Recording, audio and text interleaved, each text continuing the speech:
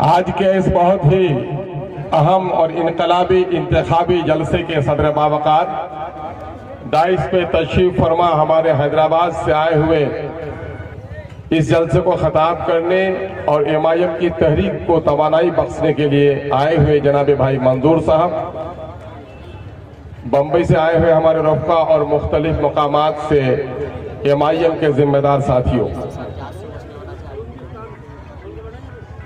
साबिक प्रमुख जनाब सादिक साहब, पार्टी के हमारे अध्यक्ष राहत साहब, भाई फारूक साहब, जिम्मेदार साथियों, बुजुर्गों, नौजवानों और हिंदू मुस्लिम दोस्तों, मेरी ख्वाहिश शदीद थी कि मेरे और आपके महबूब और मकबूल लीडर जनाबे बैरिस्टर असदुद्दीन अवैसी साहब तशरीफ फरमा होते और मैं फिर उसकी मौजूदगी में आपसे रूबरू होता, लेकिन कुछ ऐसी मजबूरी रही है जिसके नतीजे में मुझे अमोर बैसा में अभी प्रोग्राम, मेरा यही वक्त वहाँ चल रहा है प्रोग्राम का, मुझे जल्दी पहुँचना है।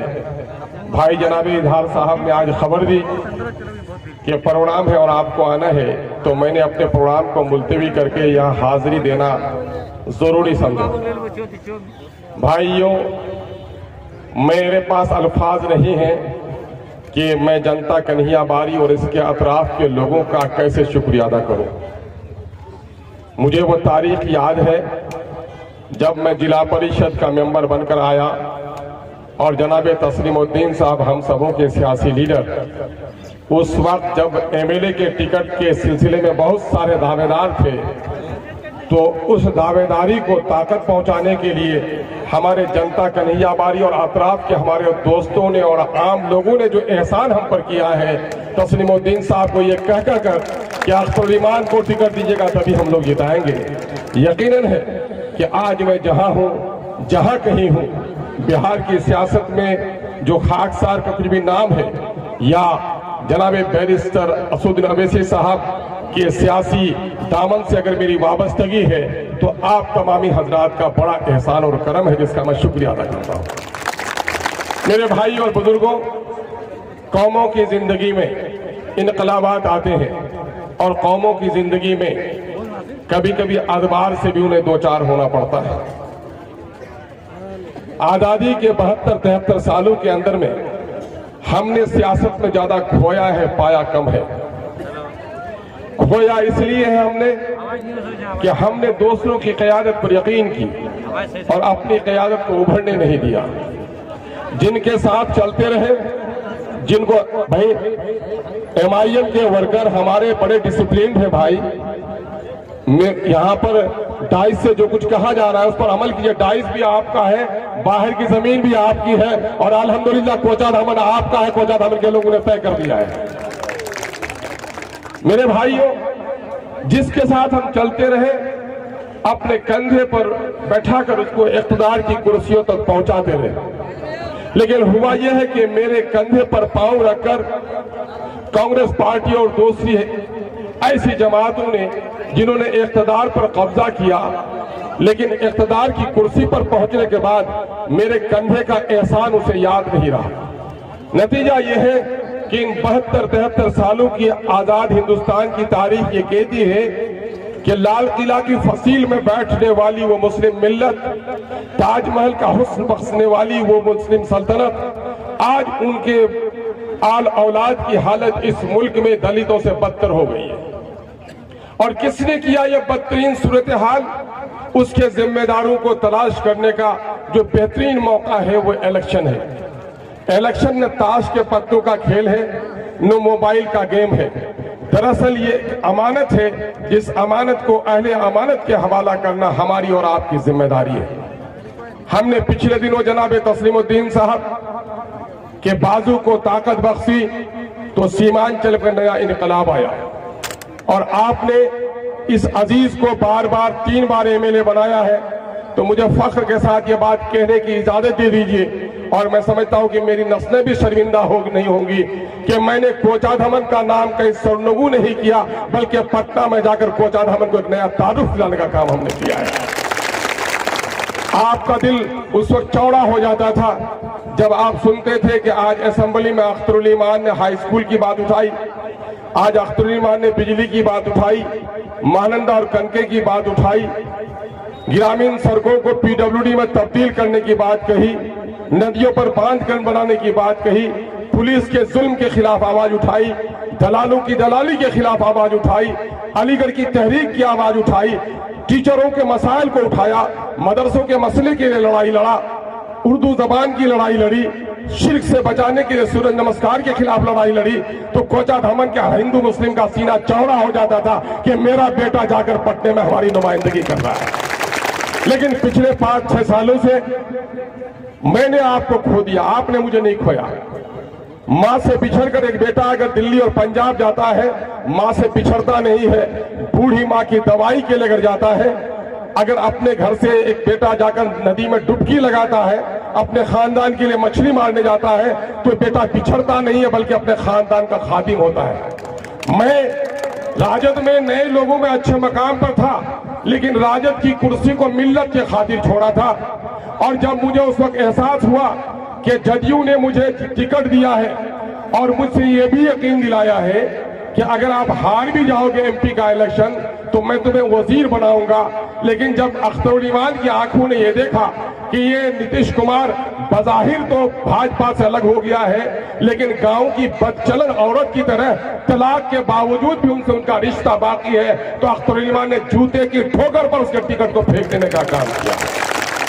हमने सिर्फ अपनी उम्मीदवारी वापस नहीं ली, अपनी उम्मीदवारी नहीं छोड़ी, बल्कि बिहार की वजारत की कुर्सी को भी लात मारा।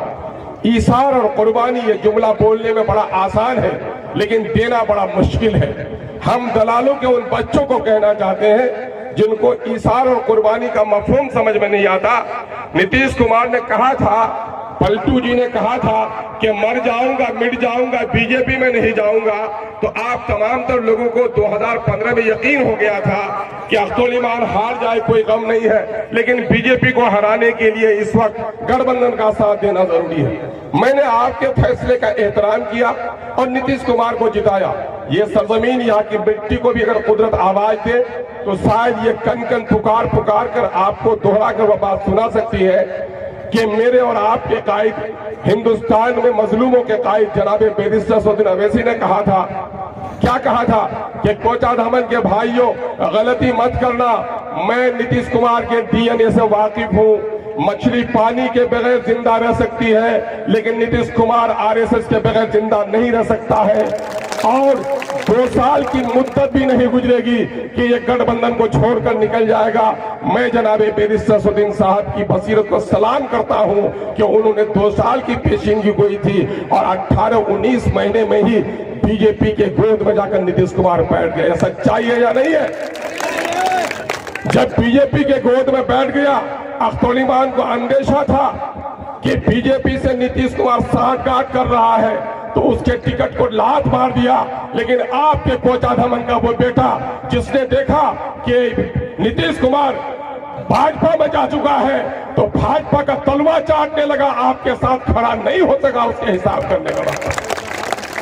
2015 में यही नाटा दल्लाल बोलता था कि अवैसी साहब बीजेपी के बी टीम है, और आज बी टीम में ही नहीं बल्कि बीजेपी के गोद में नहीं। कोठिया की तकरीर सुन ली है दामनबारी की, अख्तरुल ईमान बगैर दलील के कोई बात नहीं बोलता।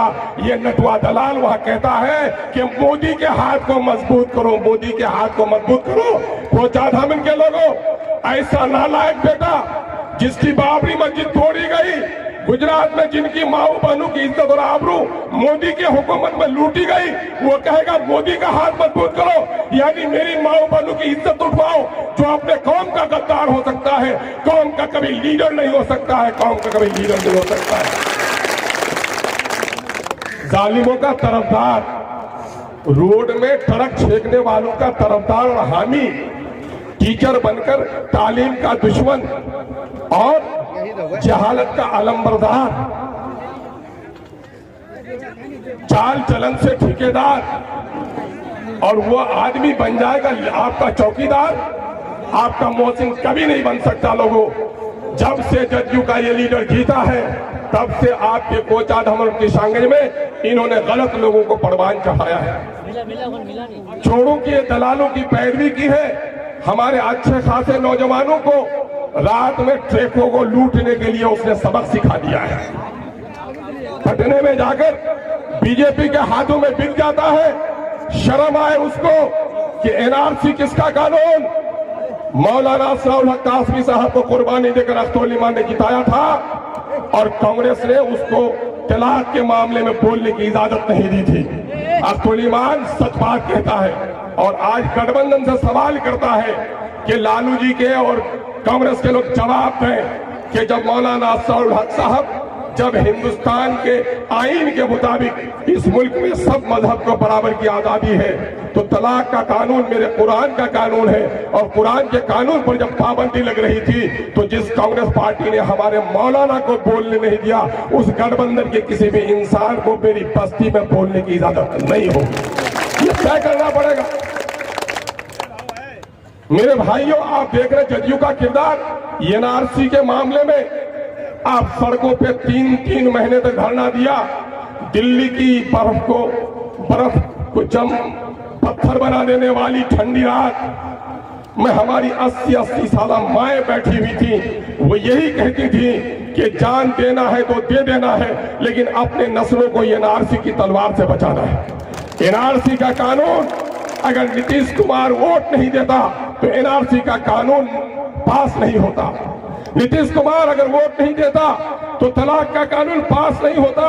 मेरे भाइयों, साफ कर लो, वक्त कम है कि जिसने नीतीश कुमार का साथ दिया है, गैरतमंद और गय्यूर नौजवानों सुन लो कि मछली पानी के बगैर तो जिंदा रह सकती है लेकिन एक मोमिन कुरान के हुक्म के बगैर जिंदा नहीं रह सकता है, उसकी गर्दन बेकार है। हमारा यकीन ही नहीं, एतमाद कामिल है कि एक बार नहीं 70 बार गर्दन कटानी पड़ेगी तो अपनी गर्दन कटाएंगे लेकिन रब के फरमान कुरान मजीद में एक हरफ तो क्या एक नुक्ता भी किसी जालिम को तब्दील करने की हम इजाजत नहीं देंगे। जो लोग अगर आज जदयू की तरफदारी कर रहे हो तो समझ लो कि कुरान पर पाबंदी लगाने वालों की तरफदारी कर रहे हो। गठबंधन के लोगों कान खोलकर सुन लो कि यही कांग्रेस जिसने शुरू दिन से हमारे दरमियान में नफरत पैदा करने की कोशिश की, सन 1949 में पहली बार हिंदू और मुसलमानों की मोहब्बत को पामाल करने के लिए जिन्होंने बाबरी मस्जिद की जगह मूर्ति बैठाकर नफरत की दीवार खड़ी की, बाबरी मस्जिद की तालाबंदी, ताला तोड़ने का अमल और बाबरी मस्जिद को तोड़ते हुए इबलीस की तरह तमाशा देखने वाला नरसिम्हा राव, इन सब का ताल्लुक कांग्रेस से था। इन लोगों ने कल तक ये कहा था कि मैंने नहीं तोड़वाई मस्जिद, बदमाशों ने तोड़ दी, लॉ एंड ऑर्डर का मसला था, हमने तालाबंदी कर ली। लेकिन चोर के दाढ़ी में तिनका ही नहीं बल्कि सच्ची बात आ जाती है कि जब सुप्रीम कोर्ट का फैसला आया कि साहब वहां पर किसी मंदिर के तोड़ने की गवाही नहीं मिली, मस्जिद का तोड़ना एक जुर्म था, पूरी दुनिया चुप थी। मेरे कायद ने ही आवाज लगाई कि सुप्रीम कोर्ट आला है, अजीम है, लेकिन गुनाहों से पाक नहीं, गलतियों से पाक नहीं है। और उसके बाद बीजेपी के लोग ही नहीं उछल रहे थे, कांग्रेस के लोग भी उछल रहे थे, कांग्रेस के लोग भी उछल रहे थे। भाइयों, कांग्रेस की तस्वीर आपने देख ली कि बीजेपी के लोग जितना उछल रहे थे उससे ज्यादा कांग्रेस के लोग उछल रहे थे जब राम मंदिर के फैसला आया।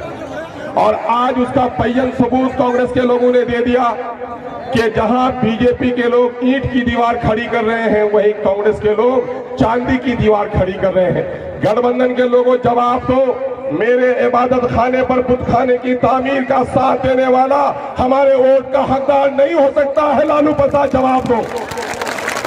और आज चुन चुन कर देख लीजिए, जो यहाँ राजद का उम्मीदवार है 2015 आपको याद होगा 150 गाड़ी लेकर मधेपुरा बीजेपी के टिकट के लिए गया था। आपको ये बात याद रखनी चाहिए। लोग मेरे भाइयों, इन लोगों का चाल चलित और चेहरा जदयू के लोगों का आपको देखना होगा। जदयू और भाजपा में कोई फर्क नहीं है। मैं जनाब भाईदार साहब का बड़ा एहसानमंद हूँ। 2005 में जब आप लोगों ने मुझे इलेक्शन जिताया था तो बीजेपी सिर्फ 2000 पीछे थी मुझसे। भाईदार रश्मि साहब इलेक्शन लड़ गए थे। फिर 2005 के नवंबर में दोबारा जब इलेक्शन हुआ तो भाईदार साहब लड़ना चाह रहे थे। मैं इनके घर पर गया और मैंने कहा कि आपका एक भाई जीत गया है, इस जीत को बरकरार रखे। ये जीत अख्तर ईमान की नहीं, इसमें आपका भी हिस्सा है।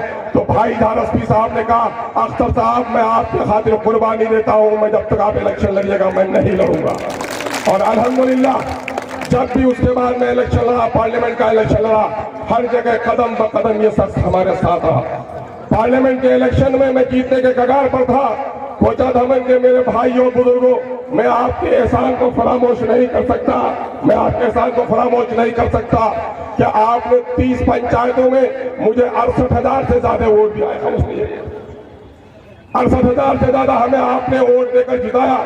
लेकिन यही का मुनाफिक जा जाकर ये कहता रहा कि कोचा धमन में उसका वोट नहीं है, कोचा धमन के वोट नहीं है। मेरे भाइयों, कोचा धमन का बेटा अगर आज एमपी बनता तो 20 सीट पर हमारी जीत यकीनी होती। कोचा धमन के बेटे को जिसने एमपी से बनने से रोका है, उसको सबक पढ़ाना आपका काम है।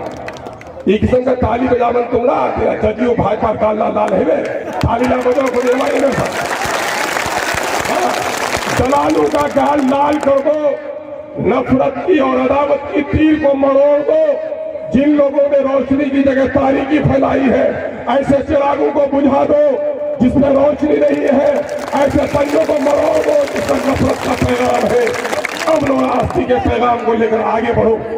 आज मेरे भाइयों, इधर एसपी हो या अख्तर ईमान हो, चाहे हमारे बहादुर के उम्मीदवार हो, ठाकुर के उम्मीदवार हो, ये सिर्फ एमएलए के हैसियत से खड़ा नहीं है। बिहार के मुख्तलिफ जगहों पर जो एमआईएम का नुमाइंदा आज खड़ा है, किशनगंज के लोगों अपनी खुशबख्ती पर अल्लाह का शुक्र अदा करो। लोग कहते थे कि एक आदमी के जीतने से क्या होगा, इब्राहिमी नस्ल के लोग एक से नहीं घबराते। आज बाप भी इनकार किया तो इब्राहिम अकेले खड़ा था। और आज रामविलास पासवान के खानदान के लोगों ने नहीं पूछा कि रामविलास अकेले जीत जाओगे तो क्या होगा। रामविलास नहीं जीता था, उसकी मिल्लत जीती थी। और आज एमआईएम नहीं जीती है, बल्कि पूरी कमजोर मिल्लत और दलितों की आवाज जीत रही है। मेरे भाइयों, मैं आपको बता दूं कि इस वक्त आप तो जनाब मेरे ससुद्दीन साहब ने आपकी इस खारिज को आप बिहार में अपनी पार्टी का जिम्मेदार बनाया। अभी हम लोग जीते भी नहीं, एक भाई हमारे कमरुल्लाह साहब जीते हैं, सिर्फ एक आदमी जीता है। तो पूरे बिहार में हलचल है, ऐठन है लोगों के। जो लोग गुलाम बनाकर रखना चाहते हैं वो समझ रहे हैं कि बैरिस्टर जोगिंदर अवैसी ने आकर बिहार के मजलूम मुसलमानों को, दलितों को आजादी का पैगाम दे दिया है। और आज जब हमने गठबंधन करा ली है और मैं कहते थे कल तक इसके साथ कहाँ कोई है, अल्हम्दुलिल्लाह आज लोग उमड़ उमड़ कर मेरे पास आ रहे हैं। बिहार में यादवों का सबसे मजबूत और सेकुलर लीडर, समाजवादी लीडर देवेंद्र प्रसाद यादव आज हमारे साथ है। बिहार में दलितों अपने और पिछड़ों की ताकत पैदा करने वाला भाई जनाब उपेंद्र कुशवाहा हमारे साथ है। बहन मायावती जो दलितों की इज्जत और आबरू की बात करती है, आज हमारे साथ है। पेट में ऐठन है, हमारे साथ लोग आते हैं। तुम बीजेपी के साथ खेल मनाओ, जो लोग दुर्गा वाहिनी के हैं, राजद ने उसको वोट दिया, हमारे गठबंधन पर सवाल खड़े कर रहे हो। आज हमने कमजोर तबका को खड़ा कर लिया है और हमारे चीफ मिनिस्टर के कैंडिडेट ने ऐलान किया है कि अगर हमारा गठबंधन जीतेगा तो 5 वजीर आला होगा, उसमें दलितों से भी होगा, महिला से भी होगा, अग्निजात से भी होगा, माइनॉरिटी से भी होगा। और आज जब आपका ये पार्टी बनी तो बिहार के दूसरे मकामात से आकर चंपारण से, गया से टिकट के लिए किशनगंज में नाक रगड़ते रहे लोग। आपने देखा आपकी पार्टी बन गई है तो पटना में नाक रगड़ने के लिए नहीं, किशनगंज में लोग नाक रगड़ने के लिए आए हैं। आपने भाई इधार को जिता दिया और हमारे टिकट उम्मीदवारों को जिता दिया। अख्तर ईमान को आप अगर अल्लाह की दुआओं से जीतने का मौका मिला तो आप देखेंगे कि वक्त का मुख्यमंत्री किशनगंज में आपके चौखट में हाजिरी देने आएगा। मेरे भाइयों, कोचा धमन में जब से मैं गया हूँ, किसने कहा तरक्की का काम झूठे तरक्की के ढंडोरे पीटने वालों। पीडब्ल्यूडी की सड़क हमारे जमाने में बनी, DB50 2012 में फाइनल हुई, वसूली एतबार से 5 साल मेंटेनेंस होता है। लेकिन सुनकर आपको हैरत होगी कि जदयू के दलालों ने 13 करोड़ में जो सड़क बनी थी, फ्लड का बहाना करके 12 करोड़ रुपए, 20 करोड़ का सिर्फ मुरम्मती का पैसा निकाला गया। कौन है ये ठग लोग? बिजली की योजना हमारे जमाने में 2012 में सैंक्शन हुई। कल का बच्चा आकर कहता है कि मैंने ये तार का पेड़ लगाया है, वही फल रहा है। मेरे भाइयों, आज इस वक्त कोचा धामन में जो लहर आप लोगों ने पैदा की है, मैं आपको यकीन और विश्वास दिला रहा हूं, पिछले 5-7 सालों में जो दाग लगाया हिंद दलालों ने बीजेपी की हिमायत, मैं कह सकता हूं यह बात कि कबूतर के अंडे से गिद्ध पैदा नहीं हो सकता है। कोचा धामन से बीजेपी का उम्मीदवार दोबारा नहीं जीत सकता है, नहीं जीत सकता है। धोखे से जीता था और इन धोखेबाजों को 2 बार जीतने के लिए नहीं देना है। आपको इस बात पर फख्र होना चाहिए कि मैंने पार्लियामेंट के इलेक्शन के बाद इलेक्शन नहीं लड़ने का फैसला किया था और मैंने कहा इधर भाई आप इलेक्शन लड़िए। मैंने जनवरी के जमाने में कह दिया था, मुझे उम्मीद थी कि जनाब बैरिस्टर सौदीन अवैसी साहब मुझे इस बात की इजाजत देंगे कि कोचा दामन के बारे में फैसला करूं। यही वजह है कि कोचा दामन में दूसरे उम्मीदवार और अंगड़ाई लेने की हिम्मत नहीं की। भाई इजहार रश्मी साहब, मैं इलेक्शन नहीं लड़ना चाह रहा था। जब इनके इलेक्शन लड़ने का भय सुनो, तुम लोग क्या होती, मामला यह है कि आपके भाई की कदर मंजिलत, आपने जो हमें इज्जत बख्शी, बहादुरगंज से और आमोर से लोगों ने आकर मुझे दावत दी, हुक्म जारी किया और मैंने ये देखा कि बहादुरगंज में भी हमारा मजबूत और तवाना कैंडिडेट है। 10-12 कैंडिडेट थे, लोगों में बड़ी मकबूलियत थी, हमको लोग बुला रहे थे कि आप लड़िए, लेकिन मैंने ये फैसला किया कि जनाब बैरिस्टर सौदीन अवैसी साहब, अरे भाई तुम लोग आदमी, अरे भैया आप लोग एमआईएम के लोग हैं,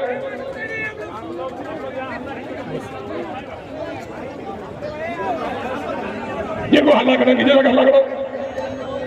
आपको मैं बता दूं कि मुझे अमोर और बहादुरगंज से बराबर की दावत आई।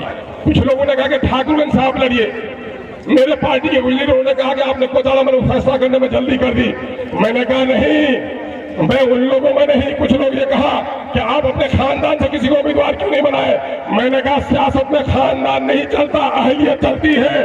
बिरादर जनाब इजहार रश्मी साहब, अल्लाह ने आज उसको मार दिया है, दौलत दी है, इज्जत दी है। मुझे उम्मीद है कि कोचा धामन के लोगों के साथ वो अमानतदारी करेंगे, वो ठेकेदारी नहीं करेंगे, इसलिए उसके सर में पगड़ी बांधा जाए।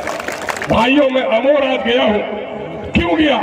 जब मैंने देखा कि पूरे हिंदुस्तान में बहुत सारे इलाके हैं, लेकिन सबसे पसमानदा इलाके में अगर जनाब बैरिस्टर सौदीन अवैसी साहब ने चिराग जलाने की सुन्नत अदा की है, तो मेरा भी फरीजा था कि सीमांचल में सबसे कमजोर जो इलाका है वो इलाका अमोर और पैसा का है। और आपके इस बेटे को वहां के बुजुर्गों ने दावत दी है, आपका बेटा अमोर पैसा की खिदमत के लिए गया है, तो वहां के लोगों ने अपनी पेशानियों पे इसको जमा देने का फैसला कर लिया है।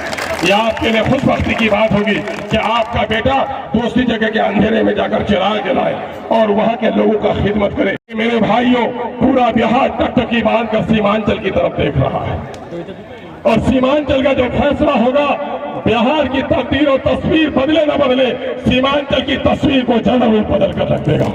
मेरे भाइयों, वह अफराजुल जिसका मुसलमान की वजह से शहीद हो गया, वह हाफिज जुनैद जिसकी दाढ़ी और टोपी नोची गई, गर्दन काटी गई, वो अखलाक जो गोश्त के लिए मारा गया, वो पहलू खान जो गाय के नाम पर मारा गया, वो जैनुल आबिदीन अंसारी जो छपरा में सिर्फ नाम की वजह से मारा गया, उनकी रूह कब्र में तड़प तड़प कर आपसे सदका मांगती है कि कोचा दामन के लोगों उठो, तुम्हारे अंदर में मिल्ली ताकत है, तुम अपनी क़यादत पैदा करो ताकि देश के अंदर में जो मजलूम दलित लोग हैं, अक़लियत के लोग हैं, उसको इंसाफ मिल सके। उनके रूहों की कसम, अपना एक एक वोट पतंग पर इस्तेमाल करना, भाई इजहार रश्मी को कामयाब करना। जिन लोगों ने जदयू का साथ दिया, गोया उन्होंने बीजेपी का साथ दिया और बीजेपी का साथ दिया तो गुजरात की मां और बानू की आबरू लूटने वालों का साथ दिया। जिन्होंने गठबंधन का साथ दिया, उसने बाबरी मस्जिद की जगह पर चांदी की दीवार से मंदिर बनाने वालों का साथ दिया।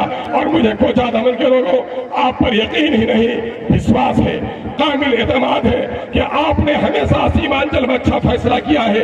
अब की बात जरूर अच्छा फैसला कीजिएगा। जब आपका ये बेटा इजहार रश्मी, जब आपका ये बेटा और भाई अख्तरुल ईमान मिलकर पटने की सरजमीन में कदम रखेगा, तो कोचा दामन का नारा किशनगंज नहीं बल्कि पटने में बुलंद होगा। मैं उम्मीद करता हूं आप सारे लोग हमारी फरियाद सुनेंगे।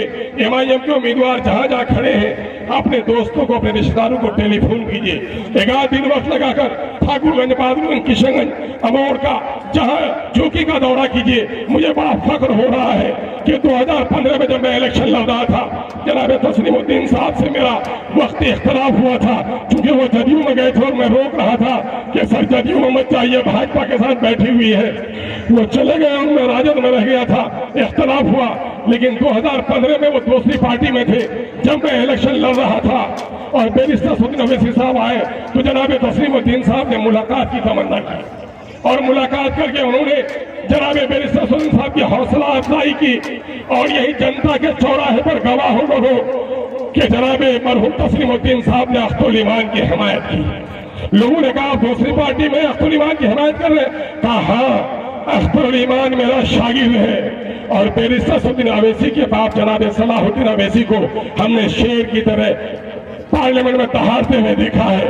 मेरी जो आरज़ू थी कि सीमांचल की तकदीर बदले, तस्वीर बदले, मैं बूढ़ा हो गया हूँ, कमजोर हो गया हूँ। मेरे शागिर्दों में सीमांचल की लड़ाई लड़ने में सबसे अव्वल अख्तुल ईमान है, सब कोई उसका साथ दो।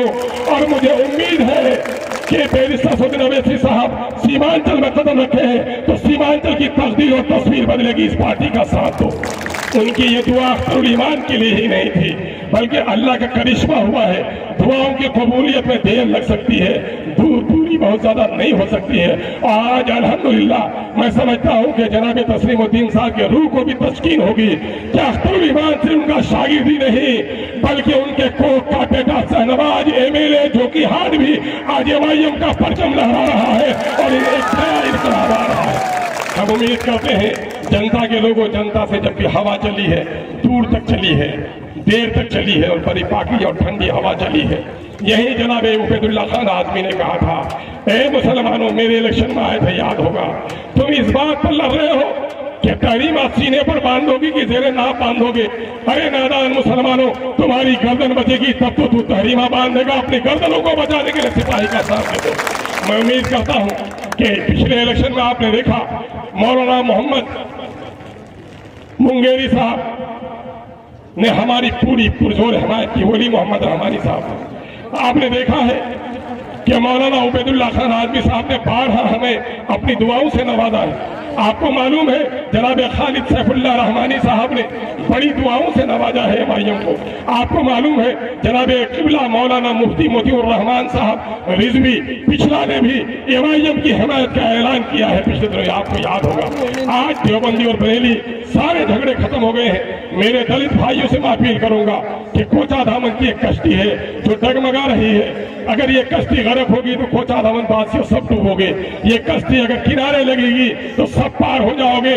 और इस कश्ती को अगर कोई किनारा लगा सकता है, यहाँ के लोगों की खुशहाली के लिए कुर्बानी दे सकता है, तो MIM के सिवा आज कोई दूसरी पार्टी नहीं है। क्या आप लोग यकीन दिला रहे हैं? मैं आपसे पिछड़ नहीं गया हूँ, मैं आपका नाम रोशन करने की कोशिश कर रहा हूँ। मेरे लिए भी दुआएं कीजिएगा और भाई जनाबे इधर मोहम्मद अस्फी साहब को अपनी दुआओं से नहीं, अपने ताउन से पूरे तौर पर नवाजिएगा। एक मरतबा अपने बाजुओं को लहरा कर हमें यकीन दिला दीजिए। मैं अल्लाह रब्बुल इज्जत से दुआ करता हूँ, ए रब्बे कदीर, कोचा धामन के लोगों के इस नेक और मुखलिसाना फैसले की तो तायद करना और कोचा धामन से जो इनकलाब की लौ फूटे वो पूरे हिंदुस्तान के कमजोरों के लिए तवाना आवाज बन सके।